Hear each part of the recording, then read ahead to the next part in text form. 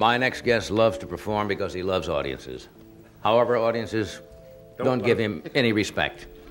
Even at his own nightclub, Dangerfields in New York City, he gets no respect. Johnny Carson ruled the Tonight Show throne for an incredible 30 years, effortlessly steering conversations and inviting only those he deemed truly worthy. As the ultimate host, he had a knack for putting guests at ease. But cross him, and you could be permanently off the show. Over the decades, Carson built a notorious blacklist of celebrities he refused to welcome back.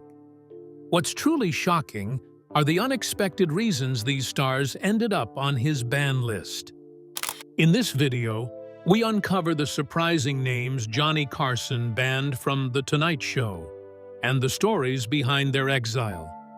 But before we reveal the list of celebrities banned from The Tonight Show and the reasons for their fate, let's first do a background check of the notorious Johnny Carson and The Tonight Show. The King of Late Night. John William Carson was born on October 23, 1925, in Corning, Iowa, to Ruth Elizabeth Carson and Homer Lloyd Carson, a power company manager. He was the middle child, with an older sister, Catherine, and a younger brother, Richard. Growing up, John moved around several small towns in southwest Iowa, Avoca, Clarinda, and Red Oak, before his family settled in Norfolk, Nebraska, when he was 8. It was in Norfolk that his passion for entertaining first began to take root. After high school, John made an early, unforgettable foray into Hollywood by hitchhiking there, only to be arrested and fined $50 for impersonating a naval midshipman, a tale that would become part of his legend. Taking advantage of Navy educational benefits, he enrolled at the University of Nebraska-Lincoln.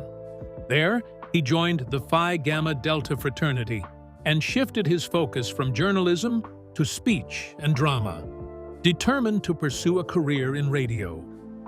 His college thesis, intriguingly titled How to Write Comedy for Radio, featured taped skits from popular shows, complete with his own commentary on comedic techniques, an innovative project that helped him graduate in just 3 years with a BA in radio and speech and a minor in physics. Carson's professional career kicked off in 1950 at WOW Radio and Television in Omaha, where he quickly became the host of a morning TV show called The Squirrel's Nest. To make ends meet, he also worked as master of ceremonies at local events, often poking fun at the very politicians and civic leaders in attendance. One such political connection led to a referral that helped him break into the booming Los Angeles television market, landing a role at KNXT, now KCBS TV. From 1951 to 1953, Carson hosted the low-budget but beloved sketch comedy show Carson's Cellar on KNXT. His rising profile earned him guest spots on Jack Benny's show in 1955 and hosting duties on game shows like Earn Your Vacation and variety shows such as The Johnny Carson Show, 1955-56. He also became a regular panelist on To Tell the Truth from 1961 to 1962.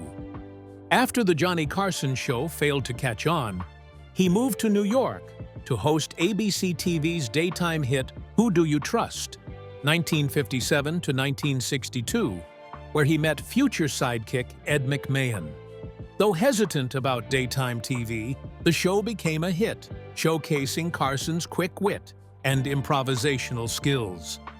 Meanwhile, NBC's Tonight Show, which debuted in 1954 with Steve Allen and was later hosted by Jack Paar, needed a new host when Paar left in 1962. NBC approached Carson, who initially declined, daunted by the idea of interviewing celebrities for nearly 2 hours each night. After several other high-profile personalities turned down the job, Carson finally accepted and made his debut on October 1, 1962. The transition wasn't easy at first, but Carson soon found his stride, turning The Tonight Show into a ratings powerhouse. Originally produced in New York, the show later moved to California, where it was taped in advance and broadcast live via satellite to the East Coast during the 1970s. Stick around to discover which celebrities Johnny Carson famously banned from The Tonight Show, and the surprising stories behind those decisions. Number 1. Frank Sinatra. Even Frank Sinatra was not spared. The renowned singer and actor, known as Old Blue Eyes and chairman of the board, was barred from appearing on The Tonight Show. Sinatra, a leader of the Rat Pack, was a sensation in acting and music during his time. His success naturally led him to entertain audiences on various platforms, including The Tonight Show, alongside Johnny Carson. However, trouble brewed between Sinatra and Carson. According to reports, Carson felt unsettled by Sinatra's commanding presence and was careful about Sinatra's associations with organized crime figures. Carson, therefore, protected his turf, ensuring that Sinatra's appearances on his show were limited. It seems the feeling was mutual, as Sinatra also didn't seek a close friendship with Carson. Consequently, Sinatra hasn't been greatly affected by the restricted invitations over the years. Carson, on the other hand, maintained a preference for inviting musical talents and colleagues who shared a similar wholesome Midwestern background as himself. Before Sinatra ceased appearing on The Tonight Show, it was evident that the two of them were not vibing properly. This was seen in their short interactions and interviews. Sinatra's exclusion from The Tonight Show is proof of Carson's influence over the guest list and the dynamics that shaped his tenure as host. In later years, Johnny Carson's co-host Ed McMahon recalled an incident involving Frank Sinatra that highlighted the tense relationship between the two. McMahon detailed the story in his book, Here's Johnny, recounting a moment when he and Carson were at a piano bar in a Manhattan restaurant called Giles, preparing for an impromptu musical session. Their plans were abruptly disrupted by Sinatra's unexpected arrival, which stunned everyone present due to Sinatra's revered status. Despite the solemn atmosphere, Carson broke the silence with a curse-filled outburst directed at Sinatra, expressing his frustration about Sinatra's timing. Carson reminded Sinatra that he was expected to appear at 10:30, clearly unimpressed by the interruption of their musical preparation. Number 2. Sylvester Stallone. Who would believe an icon like Sylvester Stallone would get kicked out of any show? Well, Johnny Carson is full of wonders. Sylvester Stallone's portrayal of Rocky Balboa catapulted his career to incredible heights during the 1980s, bringing him to stardom. Stallone became a familiar face alongside Carson, promoting his projects and connecting with the host and audience. However, Stallone's appearances on the show suddenly ceased for reasons that remain somewhat mysterious.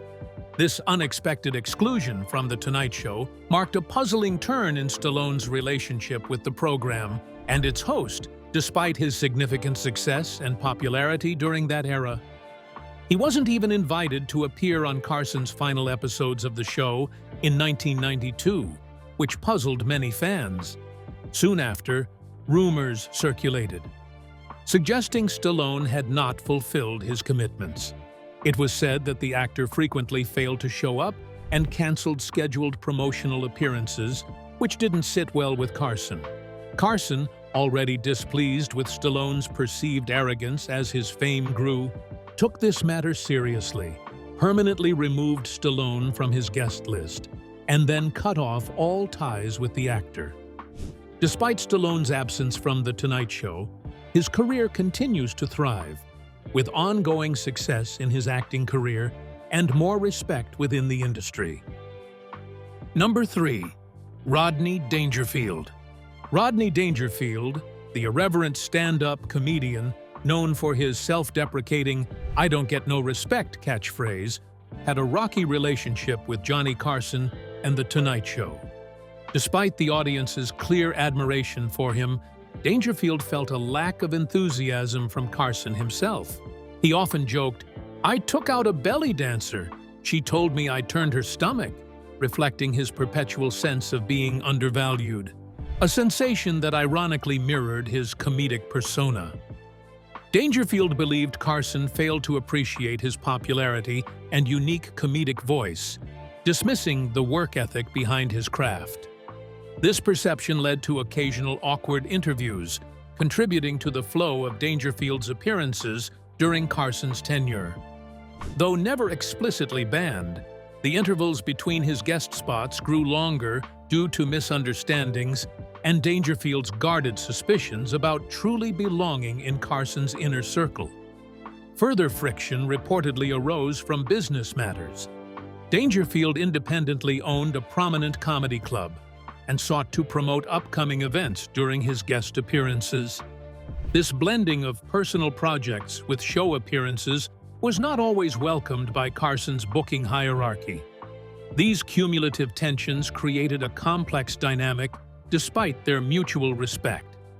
While Dangerfield remained a fan favorite, his discomfort under Carson's gaze meant their rapport never matched the easy relationship Carson shared with his closest recurring guests. Despite the backstage tension, Dangerfield's appearances on The Tonight Show often left the audience in stitches. His unfiltered delivery, exaggerated insecurities, and rapid-fire punchlines carved out a comedic style that influenced generations. Fans eagerly anticipated his segments, even when they became less frequent. Offstage, Dangerfield's contributions to comedy extended far beyond late-night television. Through his club, Dangerfield's in New York, he provided a launching pad for countless up-and-coming comedians, including Jim Carrey, Jerry Seinfeld, and Roseanne Barr. Many of these comics would go on to become Carson guests themselves, creating an ironic full circle between Dangerfield's influence and the show that never fully embraced him. In hindsight, the strained chemistry between Carson and Dangerfield may have stemmed from their opposing comedic philosophies. Carson's cool, understated wit versus Dangerfield's raw, over-the-top persona. Yet both men left an indelible mark on American comedy, proving that respect in showbiz isn't always granted, but it can still be earned. Number 4. Kathleen Turner. Kathleen Turner, a multi-award winner with 2 Golden Globes, a Grammy, and 2 Tony Awards, was the next victim on the ban list. Turner rose to fame as Mattie Walker in the 1981 neo-noir film Body Heat, which branded her as a sex symbol throughout the decade. With her rising popularity, Turner was in demand on many TV shows and made several appearances on The Tonight Show starring Johnny Carson. According to some, Kathleen Turner's diva-like attitude contributed significantly to her rejection by Johnny Carson. Carson, known for his conversational style and desire for a smooth show, found her demeanor during one appearance to be off-putting. It's also reported that Turner didn't see the importance of late-night talk shows, which Carson took offense to, given that this was his main line of work. This perceived slight led Carson to stop inviting her back to the show. Consequently, Turner's absence from The Tonight Show coincided with a decrease in her overall popularity. However, Turner's story didn't end there.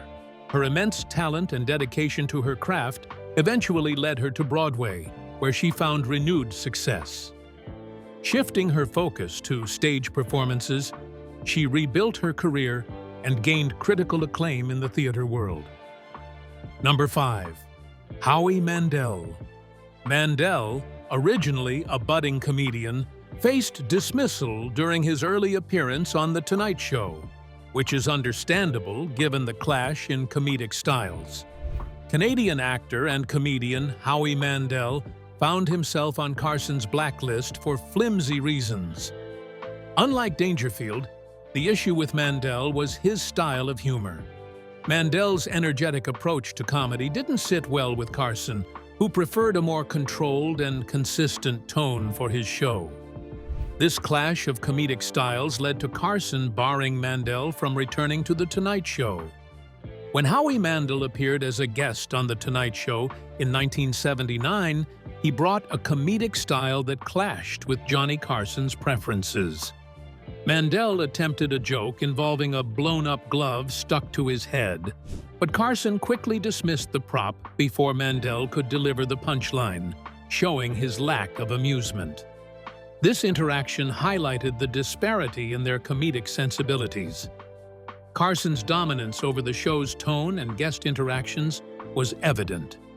Like many others, Mandel had to navigate Carson's expectations and preferences while on the air. The incident underscored the importance of aligning with Carson's comedic tastes to gain his approval and ensure a successful appearance on The Tonight Show. Those who deviated from Carson's preferred style risked failing to impress and potentially being embarrassed or excluded from future invitations. Mandel's exclusion again highlighted Carson's significant influence over the show's guest list and the overall tone he wished to maintain. Despite the setback on The Tonight Show, Howie Mandel achieved significant commercial success, particularly with roles in movies such as Gremlins and other ventures later in his career. His ability to adapt and succeed outside the confines of Carson's show demonstrated his resilience and versatility as a performer. In fact, Howie Mandel's career took a resilient turn when he became the prominent host of CNBC's game show Deal or No Deal. Number 6. Dana Carvey. Renowned for his hyper-syncopated impressions and masterful mimicry, Dana Carvey became an audience favorite on Saturday Night Live, SNL, during his tenure from 1986 to 1993.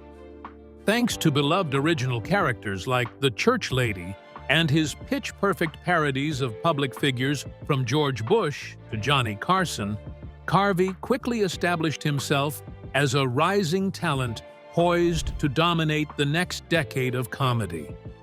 Capitalizing on late-night publicity opportunities, Carvey made multiple appearances on The Tonight Show. In 1991, at the height of his fame, he returned to Carson's show to promote the Wayne's World movie, a silver screen adaptation of the recurring SNL skit that had crystallized his most identifiable character at that cultural moment. However, rather than exclusively discussing the film or reprising fan-favorite sketch material, Carvey chose to perform uncanny impressions of Carson and other talk show figures. While intended as self-referential humor from one consummate mimic to another, Carson apparently cringed at being the center of the joke on his own program. Accustomed to tightly controlling the tone and tenor of his show, Carson found the gentle ribbing of its storied figurehead crossing unseen fault lines. As a result, Carson immediately placed Carvey on a quietly enforced blacklist, permanently closing the door on this crossover comedy prince who had been groomed to inherit the comedy throne. Number 7. Sandra Bernhard. Sandra Bernhard was born on June 6, 1955 in Flint, Michigan, to Jeanette and Jerome Bernhard, a proctologist. She was raised as a conservative Jew. Bernhard has 3 older brothers, Dan, David, and Mark. When she was 10, her family moved to Arizona, where she attended Saguaro High School in Scottsdale, graduating in 1973. The same year, she traveled to Israel and spent 7 months at Kibbutz Kfar Menachem with her friend Daniel Chick. She later returned to Israel during the Yom Kippur War. Bernhard's career took off as she became a regular at the Comedy Store. Her comedic talent led to a role as a supporting player on The Richard Pryor Show in 1977, followed by guest appearances on evening talk shows. Her breakthrough came in 1981 when Martin Scorsese cast her as the stalker kidnapper, Masha, in the film The King of Comedy. This role earned her the National Society of Film Critics Award for Best Supporting Actress. Bernhard further solidified her presence in comedy with 28 appearances on David Letterman's NBC program Late Night with David Letterman, starting in 1983. Sandra Bernhard first appeared on The Tonight Show in the 1970s and became known for her bold stand-up comedy and caustic commentary. Bernhard was a frequent guest in the 1980s, able to keep up with Carson's flow. However, in 1988, she suddenly stopped being booked. Many speculated it was because her edgy skits pushed Carson's boundaries, something he didn't appreciate. In case you didn't know, Carson's influence on the show was almost absolute. If he didn't like you, you were essentially off the roster. Although Bernhard wasn't officially banned, she was never invited back, confirming suspicions that she was no longer welcome. Others believed Carson's dislike stemmed from her mentioning politics during her appearances, which he preferred to avoid. Carson aimed to keep the show lighthearted and found political discussions could sour the mood. Number 8. Bob Hope. Not even the legendary Bob Hope, one of the most iconic figures in 20th century entertainment, was exempt from Johnny Carson's silent blacklist. Born in Britain and raised in the U.S., Hope built a career that spanned vaudeville, radio, film, and television. He was beloved by millions and lived to the remarkable age of 100, maintaining an active presence in show business well into his later years. But despite his immense popularity and long-standing influence, his relationship with Johnny Carson eventually took a turn for the worse, one that would see him quietly but effectively banned from The Tonight Show. The turning point came during one of Hope's scheduled appearances on Carson's show. As his memory began to decline with age, Hope adopted a more controlled approach to interviews. He sent Carson a detailed list of questions that he wanted asked, and in a very specific order. This kind of scripting was fundamentally at odds with Carson's style. Known for his sharp improvisation and effortless banter, Carson thrived in unscripted moments.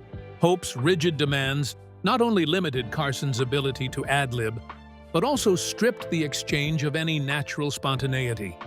For a host who valued authentic, lively conversations, this approach felt stifling. Carson, then the top moneymaker for NBC and a titan of late-night television, found the format frustrating. He had built The Tonight Show into a cultural staple through witty, unscripted interactions and clever spontaneity. Being restricted to Hope's pre-written material robbed him of that rhythm. According to Andrew Nichols, Carson's former co-head writer, Hope's inability to engage in real conversation made the entire appearance exhausting for Carson, both professionally and creatively. Following that awkward encounter, Hope never returned to The Tonight Show. Though Carson didn't make a public declaration, it became clear behind the scenes that he no longer wished to have Hope as a guest. This decision reflected Carson's firm preference for guests who could hold their own in candid conversation, offering more than just rehearsed lines. For Carson, it wasn't just about fame. It was about chemistry, quick wit, and real connection. In Richard Zoglin's biography, Hope, Entertainer of the Century, it was revealed that Bob Hope was actually Carson's least favorite guest.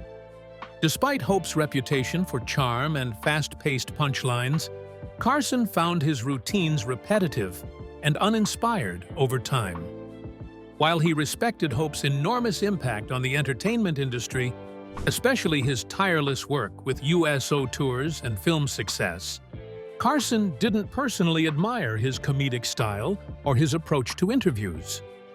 Further straining their relationship was Hope's habit of using the show primarily to promote his latest projects.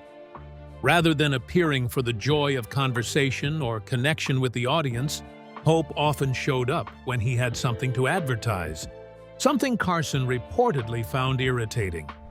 In the end, it wasn't one dramatic falling out, but a series of creative and personal tensions that led to Hope's quiet departure from The Tonight Show stage, never to return. Number 9.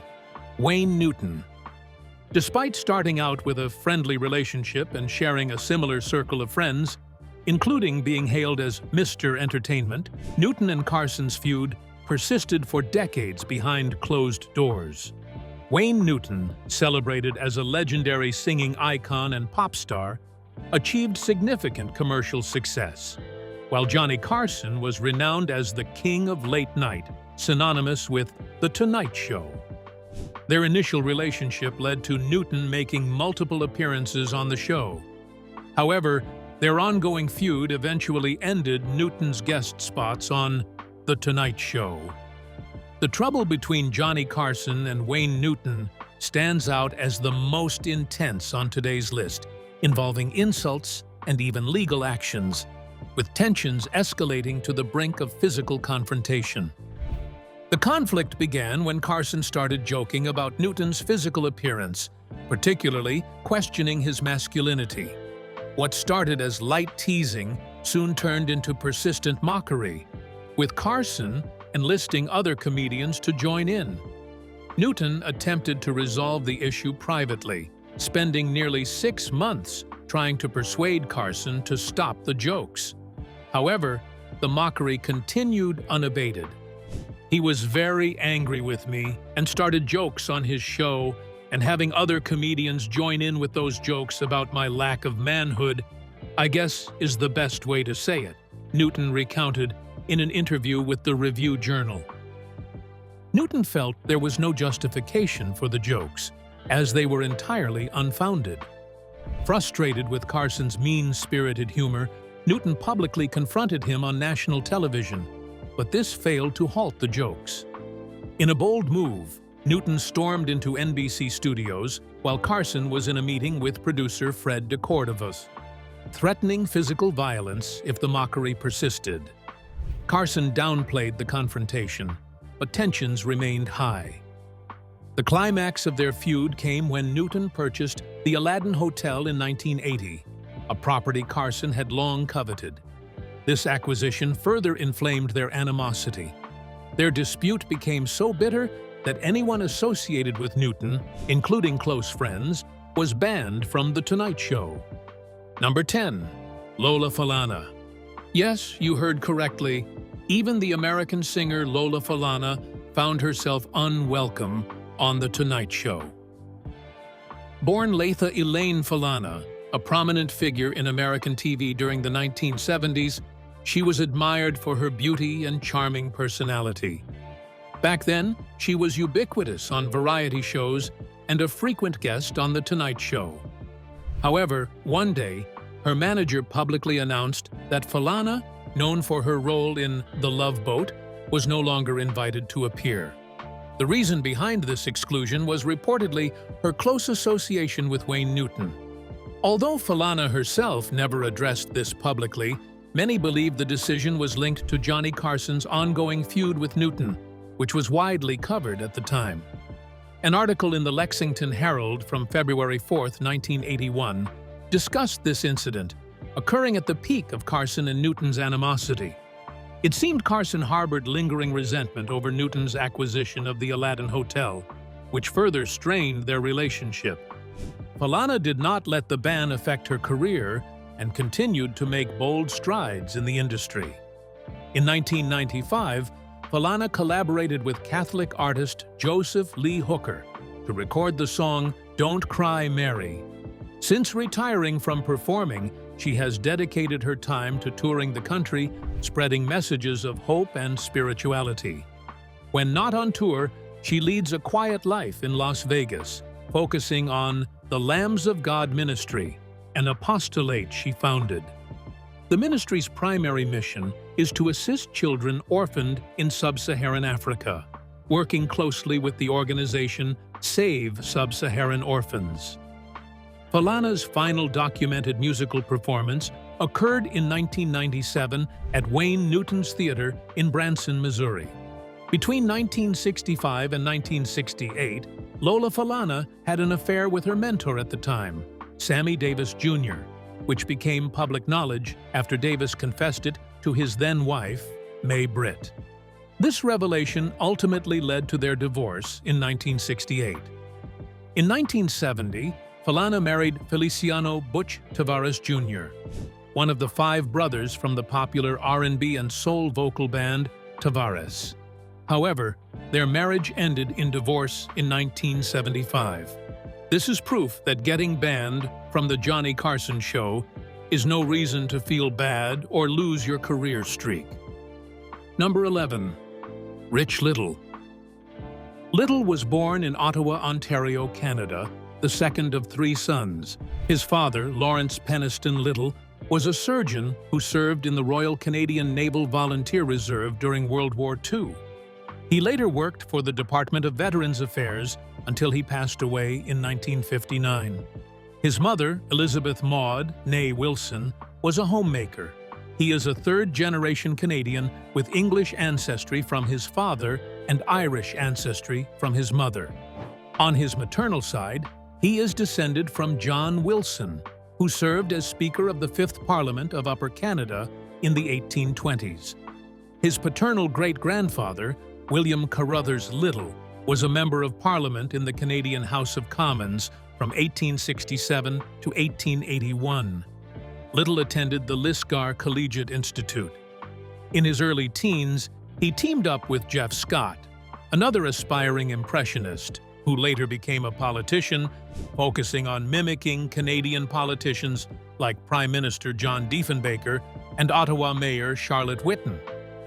Interestingly, if there was one Hollywood figure Johnny Carson couldn't tolerate, it was celebrity impersonator Rich Little. Carson's disdain for Little grew over time, despite Little making numerous appearances on The Tonight Show earlier in his career.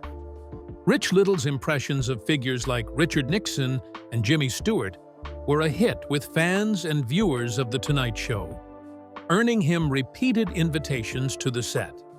However, his tenure as a regular guest was cut short after a guest appearance in 1976, when he decided to impersonate Johnny Carson without prior notice. While some celebrities might have taken this in stride, Carson, known for his sensitivity, took it differently. Many believe this incident led to Little being banned from the show. In a 2021 interview with Sunday Morning, Little reflected on the situation, admitting uncertainty about why he was barred. "I said something that rubbed somebody the wrong way, or Johnny got tired of me imitating him," Little speculated. Despite his efforts to understand, he never received a clear explanation. Although Little never returned to The Tonight Show, he eventually reconciled with Johnny Carson years later during a chance encounter at a Malibu restaurant. Carson approached Little's table, inquiring if he still did impersonations of him. Little confirmed he did, and noted the audience's continued enjoyment of his Carson impression, considering it one of his best. This encounter marked a peaceful resolution between the two comedic talents. As for Carson, he wondered if the public had forgotten about him since he had retired from hosting the show. However, Little reassured him that he remained popular and intended to continue impersonating the talk show host. Number 12. Joan Rivers. Joan Rivers was banned because she had a disagreement with Johnny Carson. Their disagreement is perhaps the most notorious among those listed here. Joan Rivers, a pioneering woman in comedy, rose to prominence through reality series like The Apprentice and Fashion Police, where she critiqued celebrities' fashion choices. Entering such a demanding industry as a woman was challenging, and Rivers navigated it cautiously. In the 1950s, she was among the few women pursuing careers in stand-up comedy. When Johnny Carson was hosting, Rivers first appeared on NBC's The Tonight Show in 1965. It was her second appearance, and she performed well enough to be hired as a writer for the show. Over time, Rivers climbed the ranks to become a guest host, benefiting from her solid comedic rapport with Carson. Their professional relationship seemed ideal until it took a bad shape in the mid-1980s, and Joan Rivers was banned from future appearances on The Tonight Show by Johnny Carson.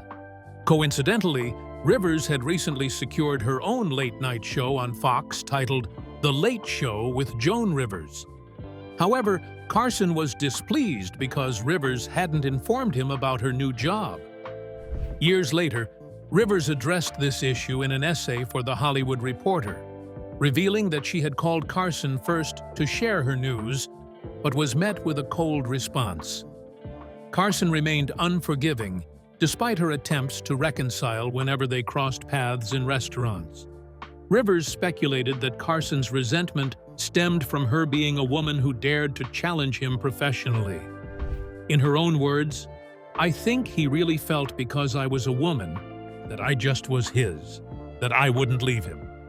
I know this sounds very warped, but I don't understand what was going on." So, what do you think about Johnny Carson and his bands?